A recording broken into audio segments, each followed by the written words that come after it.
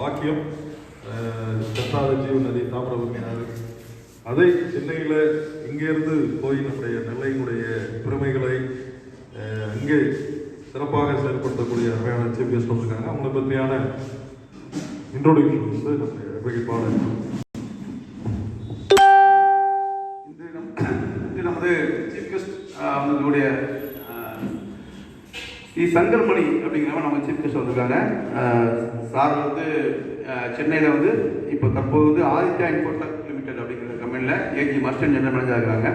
இந்த கம்பெனின்னு பார்த்தீங்கன்னா அது சிசிடிவி முக்கியமான தலைநகரங்களும் சரி தமிழ்நாட்டோட சிசிடிவியோடைய அதை அரேஞ்ச் பண்ணுறது அது சம்மந்தப்பட்ட கம்பெனியாக இருக்குது.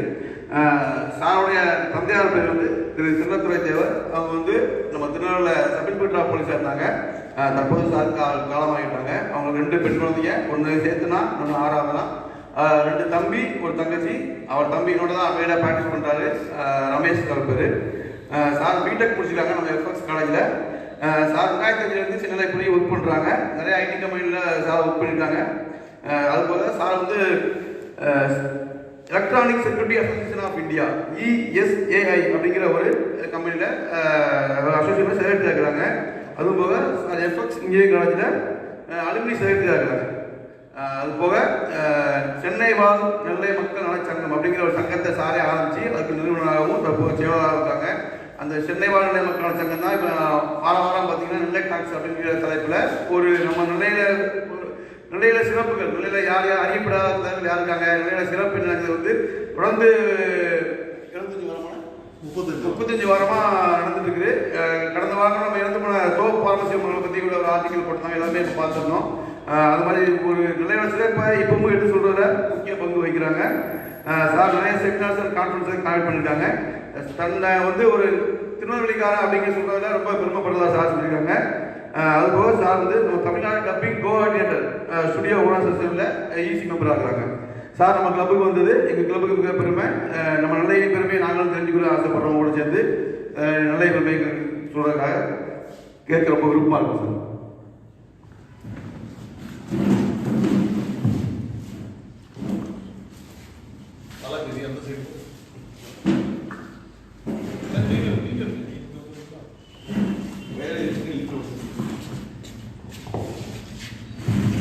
எங்கள் வாழ்வும் எங்கள் வளமும் மங்காத தமிழ் என்று சங்கே முழங்கு.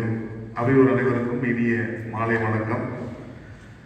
இந்த அருமையான ஒரு ரோட்டரி கிளப் சங்க விழாவில் என்னையும் அழைச்சி பேச வச்சதில் ரொம்ப சந்தோஷம்.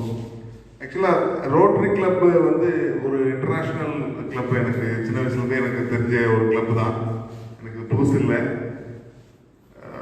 வரலாறு படி பார்த்தீங்கன்னா 1920 கொல்கத்தாவில் இந்தியாவில் ஆரம்பித்த அந்த ரோட்டரி இந்தியா. ரோட்டரி வந்து ஃபாரினோட இருந்தால் கூட இந்தியாவில் கொல்கத்தாவில் ஆரம்பிச்சிருக்கு. 35,000 கிளப்ஸ் இது வரைக்கும் இருக்குது அப்படிங்கிறத தெரிஞ்சுக்கிட்டேன். ஆக்சுவலாக வேர்ல்ட் லெவலில் குறிப்பாக வந்து இந்த ஒரு அமைதியை, அதாவது ப்ரொமோட் த பீஸ் அப்படி, அப்புறம் வந்து தாய் சேய் நலம், சுகாதாரம், சுத்தம், அதை பற்றியான நிறைய விஷயங்கள் ரோட்டரி மூலமா உலகம் ஃபுல்லாக பண்ணிட்டு இருக்காங்க அப்படின்னு புரியுது. குறிப்பாக வந்து பார்த்தீங்கன்னா டாக்டர் ஐயா சொன்னாங்க, ஆக்சுவலாக நோட் பண்ணிட்டு வந்தேன். மெயினாக என்னன்னு பார்த்தீங்கன்னா இந்தியாவில் வந்து இப்போ நம்ம வந்து வேக்சினேஷனை பற்றி பேசிக்கிட்டு இருக்கோம், கொரோனாவை பற்றி பேசிக்கிட்டு இருக்கோம். ஆனால் வந்து முதல்ல பல்ஸ் போலியோ வந்து தமிழ்நாடு தான் முதல்ல வந்து 100% போலியோ ஃப்ரீயாக இருந்த மாநிலமாக ஆனதுக்கு காரணம் ரோட்டரி கிளப் தான். அது உண்மையிலே ஒரு பெரிய ஒரு அச்சீவ்மெண்ட்னு சொல்லலாம் ரோட்டரிக்கு. அதே மாதிரி நான் சொன்ன மாதிரி ரோட்டரிக்கும் எனக்கும் உள்ள ரிலேஷன்ஷிப் என்ன அப்படின்னு பார்த்தீங்கன்னா, நான் சேவியர் ஸ்கூலில் 2000 +1 படிச்சுட்டு இருந்தேன். +1 படிச்சுட்டு இருக்கும்போது ரோட்டரியோட இன்டராக்ட் கிளப்னு ஒன்று உண்டு. அதுக்கு வந்து என்னுடைய கிளாஸ் நான் மானிட்டர் லீடராக இருந்தேன். அப்போ என்னை வந்து செலக்ட் பண்ணி ஆரியாஸில் வச்சு ஒரு மீட்டிங் கூட்டு போனாங்க.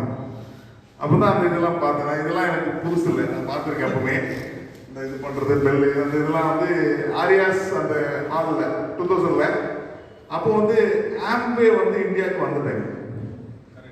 அப்போ ஆம்வேயோட ஒரு ஒரு டெமான்ஸ்ட்ரேஷன் நாங்கள் பார்த்தேன். அதில் யாரோ ஒருத்தவங்க கொடுத்தாங்கன்னு நினைக்கிறேன். அவங்க அந்த இடத்துல டெஸ்ட்லாம் பண்ணி காமிச்சாங்க. முடிஞ்ச உடனே ஒரு அருமையான ஒரு அறுசுவை உணவு கொடுத்தாங்க. சாப்பிட்டுட்டு அது போன ஞாபகம் இருக்கு. அதுக்கப்புறம் நான் ரோட்டரியில் கூட மேபி இன்வால்வ் பண்ண முடியல. பட் ஸ்டில் அந்த ஒரு ஞாபகங்களோட கண்டிப்பாக இந்த மீட்டிங் வந்ததில் ரொம்ப சந்தோஷப்படுறேன். ஸோ இன்னைக்கு நம்ம தலைப்பு வந்து நெல்லையும் தலைநகரமும் அப்படின்னு நம்ம எடுத்துருக்கோம். நெல்லையோட சிறப்பு அப்படின்னு பார்த்தீங்கன்னா எல்லாரும் சொல்றது அல்வா அருவா. நார்மலாக எல்லாரும் சொல்றது, சென்னையில் இருக்கவங்க சொல்றது நெல்லைனா அல்வா அருவா அப்படின்னு சொல்லுவாங்க. ஆனால் நிறைய சிறப்புகள் இருக்கு. குறிப்பாக வந்து கல்வி, நெல்லை வந்து கல்வி நிறுவனங்களால் சூழப்பட்ட ஒரு நகரம். நிறைய விதமான கல்வி நிறுவனங்கள் நூற்றுக்கணக்கான ஆண்டுகள் பழமையானது. சார் பேசிட்டு இருக்கும்போது சொன்னாரு, ஐயா சொன்னாரு என்னன்னா தென்னகத்தின் ஆக்ஸ்போர்டா இருக்கிறதுக்கு காரணம் என்னன்னா நிறைய ஸ்கூல்ஸ் இருக்கிறது இல்லை. கண்ணு தெரியாதவங்களுக்கும் காது கேட்காதவங்களுக்கும் வாய் பேச முடியாதவங்களுக்கும் எல்லாத்துக்குமான கல்வி இங்க வந்து உறுதிப்படுத்தப்பட்டுச்சு அப்படின்னு சொல்லணும். அதுதான் வந்து நம்ம தென்னகத்தின் ஆக்ஸ்போர்டா நம்ம பார்க்குறோம். ரெண்டாவது வந்து நீர்வளம். நீர்வளம் வந்து நம்ம ஊர்ல மட்டும்தான், மாவட்டத்தில் மட்டும்தான் 11 அணைகள் இருக்கு. இன்னைக்கு அதையும் தாண்டி கடலுக்கு போறது பார்க்குறோம். இன்னைக்கு உள்ள வெள்ளத்தை பார்த்தீங்கன்னா சிறுவண்டம் தடுப்பணையை தாண்டி கடலுக்கு போகுது. ஸோ அது ஒரு பெரிய நீர்வளமா நெல்லை இருக்கு. அடுத்தது பார்த்தீங்கன்னா தமிழ் இலக்கியத்தில் நம்மளோட பங்கு ரொம்ப பெருசு. நம்ம பேசியிருந்தோம் வண்ணதாசன் பத்தி, சாரை பத்தி, ராபி சேது பிள்ளை, அதே மாதிரி பொறுமை பித்தன், அதே மாதிரி நிறைய விஷயம். பாரதியார் கூட சேர்த்துக்கலாம். ஒருங்கிணைந்த நெல்லை மாவட்டத்தில் பாரதியார் இருக்காரு, டிகேசி. ஸோ அப்படி வந்து நிறைய சாகித்ய அகாடமி விருதுகள் பெற்ற மாவட்டம் வந்து நெல்லை மாவட்டம். தமிழ் பிறந்த பொதிகை மலையே வந்து நம்ம ஊர் தான் அப்படின்னு சொல்ற அளவுக்கு ஒரு சிறப்பான ஒரு மாவட்டமா நெல்லை மாவட்டம் இருக்கு. அடுத்தது பார்த்தீங்கன்னா ஊர் பாசம். நம்ம ஊருக்கு தான் வந்து அந்த பாசங்கிறது. இப்போ வந்து வெளியூருக்கு போயிட்டுன்னு வைங்களேன், நம்ம ஊர் பேரையே பேரை வச்சுக்கிறவங்க நிறைய பேர் நம்ம ஊர்ல இருக்காங்க. நெல்லை கண்ணனையாவில் ஆரம்பிச்சு நெல்லை சு முத்து, நெல்லை சிவா, எத்தனையோ பேர் பார்த்தீங்கன்னா நம்ம ஊர் பேரை அடையாளமா வச்சுட்டு இருக்கவங்க. அது ஒரு பெரிய ஒரு பாசம். நெல்லை மேல நம்ம எல்லாத்துக்குமே ஒரு பாசம் இருக்கு. அடுத்தது என்ன அப்படின்னு பார்த்தீங்கன்னா, நெல்லைக்காரங்கனாலே எப்படி சென்னையில பாக்குறாங்க அப்படின்னா உழைப்பு, எளிமை, நேர்மை, இது எல்லாமே நெல்லைக்காரங்க இருக்கு. இன்னமும் நம்புறாங்க.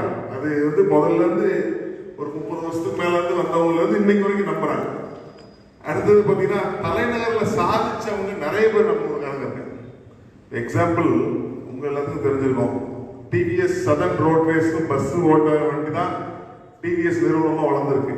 ஊருக்காரங்க திருநெல்வேலி டிவி சுந்தரமய்யங்கார். ஸோ அவரு இங்க இருந்தா வந்தாரு. சிம்சன் குரூப் ஆஃப் கம்பெனிஸ் இருக்கு, அவங்களும் அந்த கல்கக்குறிச்சி சைடு. ஸோ அதுக்கப்புறம் நிறைய பேர் இப்போ வந்து சரவணா போன நிறைய சொல்லிட்டே போலாம். இவங்க எல்லாமே இந்த மண்ணை சார்ந்தவங்க. அது நமக்கு ஒரு பெரிய பெருமை. ஸோ இது எல்லாமே நான் புதுசாக சொல்லலை, எல்லாருமே உங்களுக்கு தெரிஞ்சதுதான்.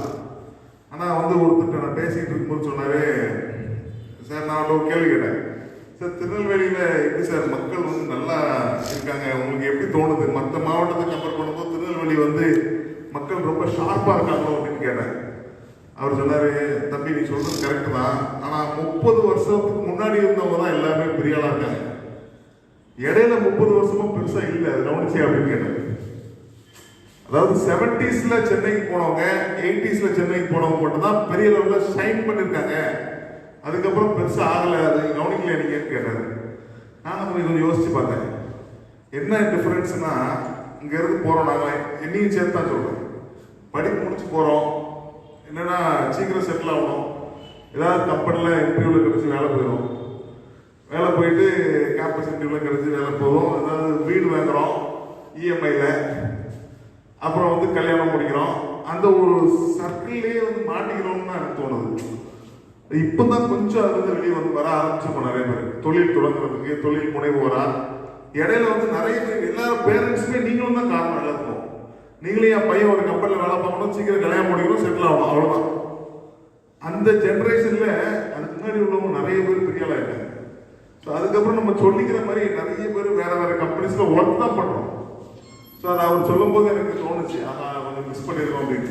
30-70 தம்பி காம்படிட்டிவ் கம்மி, அதனால வளர்ந்துட்டாங்க. காம்படிட்டிவ் கூட இல்லை, பாம்பேல பார்த்தாலும் அந்த நேரத்தில் போனவங்க தான் பெரிய ஆள். கரெக்ட். இப்போ யாரும் போய் எங்கேயும் யாரும் நீங்கள் உங்களை மாதிரி நம்ம யாரும் போய் சைன் பண்ண முடியாது, ஒன்றுமே செய்ய முடியாது. அப்போ போனதே சாப்பாடுக்கே வழியில் இல்லை இப்போ நிறைய டிஸ்ட்ராக்ஷன்ஸ் வேற, வந்து ஃபோக்கஸ்டு. இல்ல உங்களை இன்ஜினியரெல்லாம் இருக்கிறோம் நாங்க, அவன் படிக்காமல போனான். கண்டிப்பா. ஸோ அதை வந்து நான் வந்து இந்த காலம் அந்த காலம்னு பிரிச்சு வச்சிருக்கேன். என்னன்னு பார்த்தீங்கன்னா, சென்னை கஷ்டப்பட்டு போய் தொழில் தொடங்கிட்டாங்க. முதல்ல போய் நீங்க சொன்ன மாதிரி ஸ்கிராச்ல இருந்து ஆரம்பிச்சு எல்லாம் பண்ணிருக்காங்க. இந்த காலம் எப்படி இருக்கு தெரியுமா? தொழில்நுட்பம் மூலம் எங்க இருந்தாலும் நம்ம தொழில் பண்ணலாம். இப்போ வந்து சென்னையில போய் செட்டப் பண்ணி பண்ணணும்னு அவசியமே இல்லை. திருநெல்வேலியிலே நம்ம செட்டப் பண்ணலாம், செட்டப் பண்ணி சென்னைக்கு பிசினஸ் பண்ணலாம். அது ஒரு வாய்ப்பு இப்போ வந்திருக்கு. ரெண்டாவது, அப்போ வந்து எக்ஸ்போசரே கிடையாது. அப்போ வந்து நமக்கு வந்து கிணத்து தவளைன்னு சொல்லலாம். இன்னைக்கு வந்து எப்படி இருக்குன்னா, டெக்னாலஜி வந்து எல்லாரும் கையில இருக்கு. இன்னைக்கு வந்து யாருமே குறைஞ்சவங்க கிடையாது, எந்த ஊருமே யாருமே குறைஞ்சவங்க கிடையாது. ஒரு காலத்தில் சென்னையில் இருக்கிற எக்ஸ்போசர் வேற, திருநெல்வேலியில் இருக்கிற எக்ஸ்போசர் வேற. இன்னைக்கு அப்படி கிடையாது. இன்னைக்கு எல்லாமே போன்ல இருக்கும், எல்லா இன்ஃபர்மேஷனும் கையில் வருது, எல்லாத்துக்கும் வாட்ஸ்அப் இருக்கு, எல்லாமே இருக்கு. ஸோ அதனால வந்து இன்னைக்கு எக்ஸ்போசர் பிரச்சனை கிடையாது. ஸ்கை இஸ் த லிமிட் என்னை பொறுத்தவரை இந்த டைம்ல. இன்னொன்று வந்து முந்தி வந்து நிறைய எக்ஸ்பென்ஸ் செலவு பண்ணி இன்வெஸ்ட் பண்ணி சென்னையில் ஆரம்பிக்கணும். இன்னைக்கு அப்படி கிடையாது, எல்லாமே லெஸ் எக்ஸ்பென்சிவ்ல நல்ல ப்ரொடக்டிவிட்டி பண்ற அளவுக்கு ஆப்பர்ச்சுனிட்டிஸ் இருக்கு இன்னைக்கு. இது இந்த டைம்ல நான் வந்து இந்த சிலிக்கான் வேலின்னு ஒரு ஆரம்பிச்சிருக்காரு விஜயகாந்த் பக்கத்துல. நான் அவரை வந்து ஒரு இன்டர்வியூ எடுக்கக்கூடிய வாய்ப்பு கிடைச்சது எனக்கு. அதுக்கப்புறம் திரு பிரபாகரன் முருகையா அப்படின்னு சொல்லி, அவர் யூஎஸ்ல இருக்காரு. அவர் வந்து நம்ம ஊருக்கு ஏதாவது பண்ணணும், நான் பிறந்து வளர்ந்து தகவல் நன்றிக்கு ஏதாவது பண்ணணும்னு சொல்லி சிலிக்கான் வேலியை டெலிகான் வேலின்னு மாத்திட்டாரு. ஆக்சுவலா திருநெல்வேலி மாதிரி சிலிக்கான் வேலி ஆரம்பிச்சு இங்க செட்டப் பண்ணி வச்சிருக்காரு. அவர் என்ன சொல்றாரு, சார் உங்களுக்கு ரிட்டர்ன்ஸ் கிடைக்குதா அப்படின்னு கேட்டேன். தம்பி இது வந்து ஒரு இன்வெஸ்ட்மெண்ட் தம்பி, இன்னும் ஒரு 10-15 வருஷம் அதுக்கப்புறம் டெவலப் ஆகும். நம்ம விஷன் அப்படி வச்சுக்கோம். இங்க உள்ள மக்கள் எல்லாரும் சேர்ந்து ஏதாவது இடம் தரேன், கம்பெனிஸ் ஆரம்பிக்கிறவங்க ஆரம்பிக்கிட்டோங்க அப்படின்னு அந்த அளவுக்கு ஃபெசிலிட்டிஸ் பண்ணி வச்சிருக்காரு. எதுக்கு சொல்றேன்னா சார், இப்போ நிறைய பேர் கொரோனா சென்னையில இருந்து இங்க வந்து ஒர்க் ஃப்ரம் ஹோம்ல இருக்காங்க. நிறைய பேர் ஒர்க் ஃப்ரம் ஹோம்ல இருந்துட்டு இருக்காங்க. ஊர்ல இப்போ நிறைய மக்கள் இருக்காங்க. சென்னையில போய் பாத்தீங்கன்னு வைங்களேன், ஒரு தெருவில் ஒரு 10 வீடு டூலெட் போர்டு இருக்கு. எல்லாம் காலி பண்ணிட்டாங்க. டூலெட் போர்டு அங்கங்க இருக்கு. நிறைய பேர் காலி பண்ணிட்டு இங்க வந்துட்டாங்க எல்லா ஊருக்கும். ஸோ இப்போ வந்து என்ன பண்ணணும்னா, அந்த ஒரு பர்டிகுலர் டயர் 1 சிட்டிஸ்ல மட்டும் இருக்கக்கூடாது, ஸ்ப்ரெட் ஆகும் ஃபுல்லா. ஸோ அதுக்கான தேவைகள் அந்த வழிமுறை வந்திருக்குன்னு நினைக்கிறேன் இந்த கொரோனா வந்ததுக்கு அப்புறம். ஸோ அடுத்தது பார்த்தீங்கன்னா, நம்ம சென்னையில் வந்து நம்மளை எப்படிலாம் பார்க்குறாங்கன்னா, தமிழ் வளர்ச்சி நம்ம மக்களை வச்சு தான் வந்துருக்கு சென்னையில். இல்லைன்னா வாம குந்திக்குன்னு அந்த படிக்குன்னு அப்படின்னு சொல்லிட்டு இருப்பான்.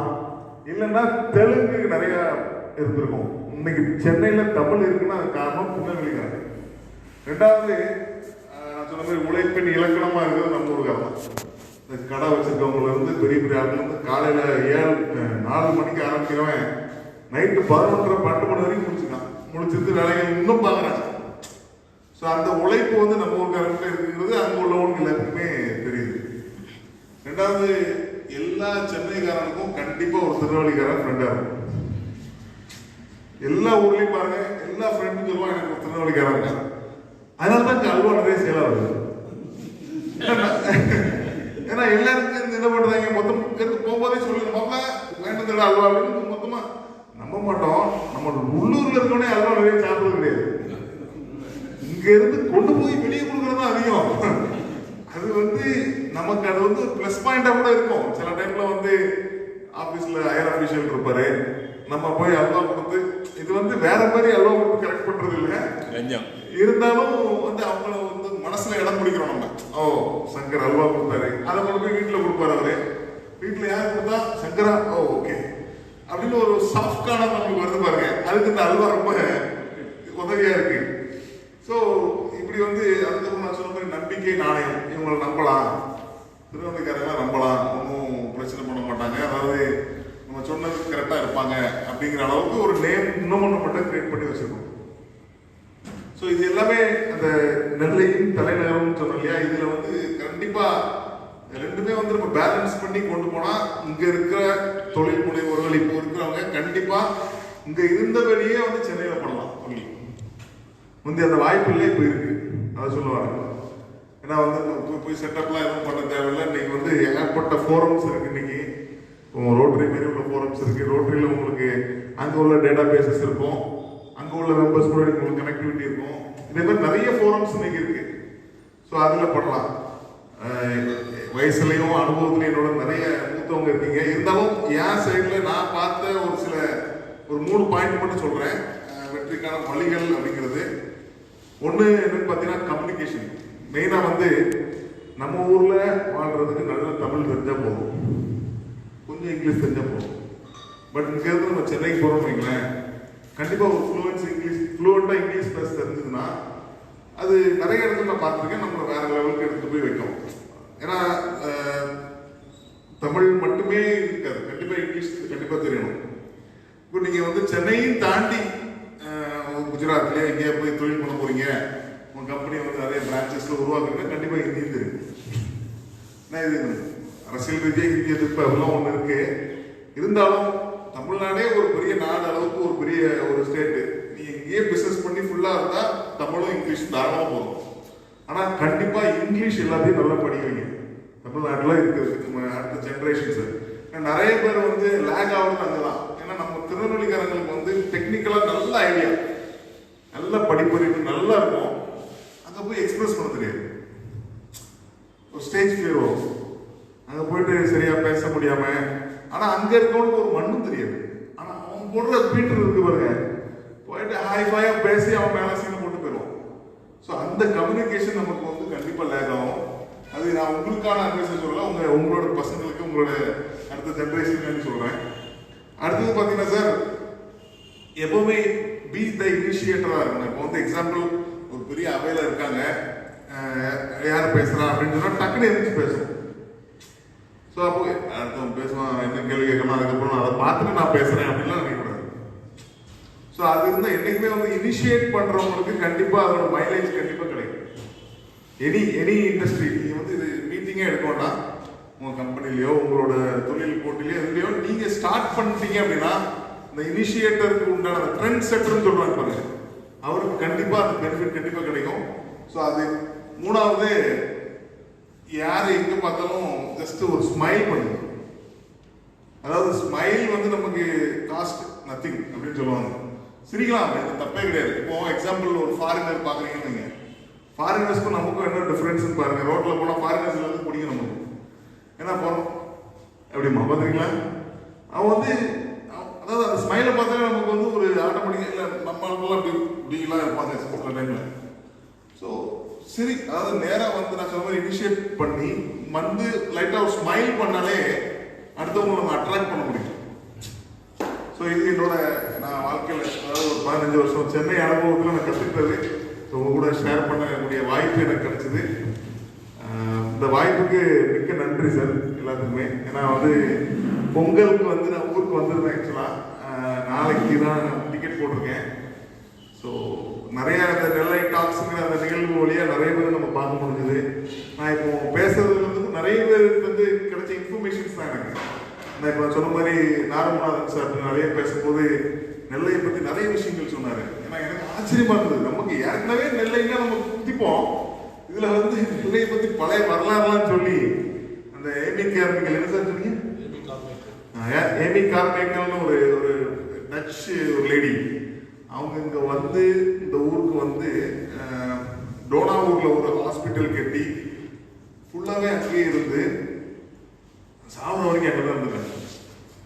முதுகு இதெல்லாம் அப்படி அங்கேயே இருந்து அவங்க இறந்த சமாதியில வந்து சின்ன ஒரு இது மாதிரி வச்சு பறவைகளுக்கு தண்ணி ஊத்திட்டு இருக்காங்க அந்த இடத்துல.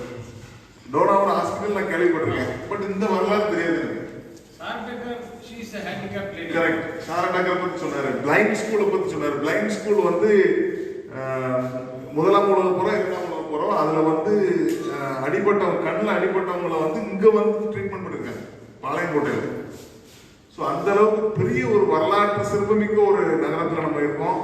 ஸோ அதை வந்து மக்கள் எல்லாத்தையுமே கொண்டு போகணும். சென்னையில் நம்ம மக்கள் எல்லாத்தையும் இணைக்கணும். அப்படிங்கிறதுனால நானும் என்னோட அட்வொகேட் ஒரு நண்பர் இருக்காரு, அவரும் சேர்ந்தா இதை வந்து ஒரு இனிஷியேட் பண்ணோம், சென்னை வாழ்நிலை மக்கள் நலச்சங்கம்னு.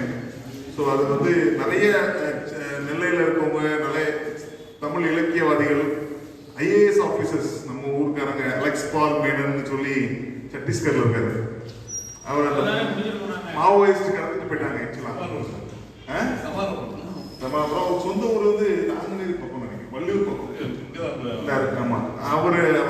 பேட்டி பேச வேண்டிய சூழ்நிலை வந்தது. நல்லா பேசினாரு.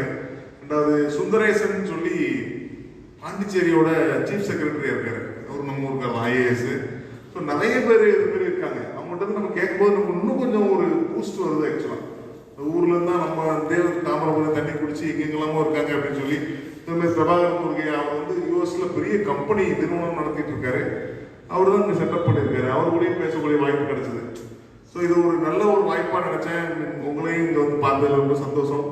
சிவநாடார் சாதாரண ஆமா, சிவநாடார் வந்து அந்த அது ஊர் பேர் கரெக்டா ஞாபகம். சாதாரண பக்கம் ஊர்ல இருக்கிறாங்க. எனக்கு அந்த பேர் மறந்து போச்சு. ஸோ ரொம்ப நன்றி, வாய்ப்புக்கு நன்றி, வணக்கம்.